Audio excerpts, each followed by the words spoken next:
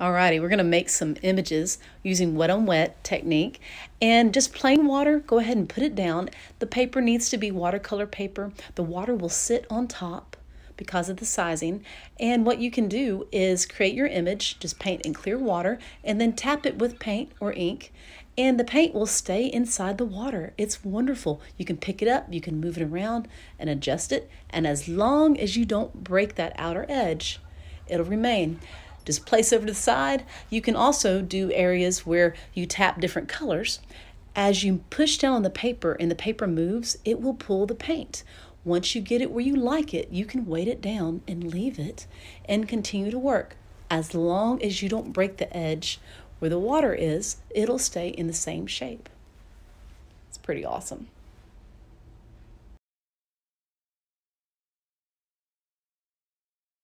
If you mess up, you can choose to go ahead and lift it out with your brush. You have to be careful because the paint will start to pull, or you can leave it to dry and go back in later with a magic eraser, and that also works really well. All right, this one is drying. You can pick one up as it dries and still work with the paint, move it around. Now I'm going to go in with two colors. Lay the water down, one color goes in, the other goes on top. You can leave as is, or you can choose to lighten it with your brush.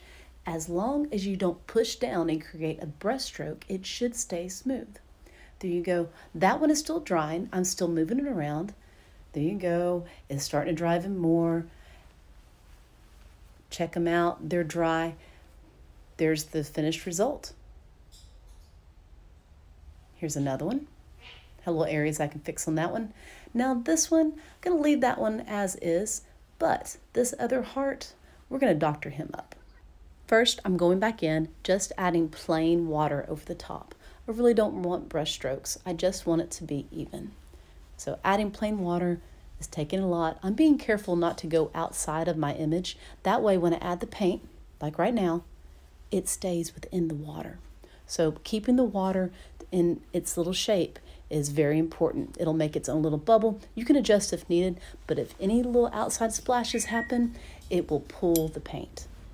Now that the first heart is dry, we're going to go back in and do the negative space, the background behind a heart. I'm not going to paint the heart. What I'm doing is doing everything but the heart, adding clean water around the image of a heart.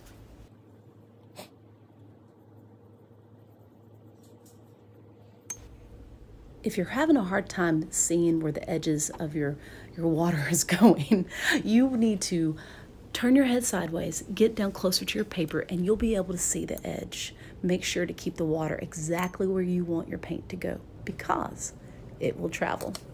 And here we go. Go ahead and tilt your paint. As long as you have enough water, you will not have to have brush strokes to move your paint around. So you'll see that some areas the paint didn't exactly go exactly where I wanted it to. I had the water down, but the paint is not moving.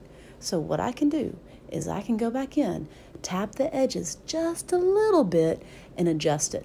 Now I had a little area that got out of my shape, but the area around that heart is so full of water, I don't want to lift that one little section yet because it will pull that nice dark paint away from where I want it to be. So I'm going to leave it to dry as is, doctor up my heart, and go from there.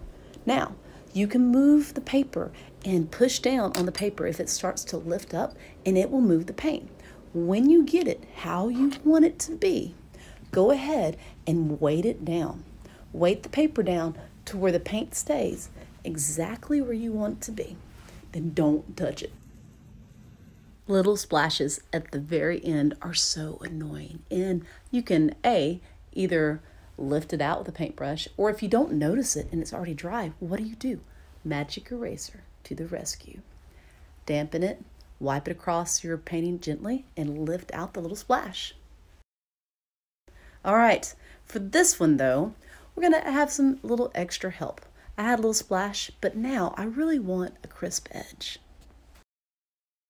For this one, where I let it dry and I really want a clean, crisp edge, I'm going to use a transparency to lay down over the top of my painting to protect it and a magic eraser to then erase the area I want to eliminate. Dip the eraser in water, squeeze it out, and then drag it across the painting lightly, and it should lift up. If it doesn't, or your paper balls up, let it dry and repeat again.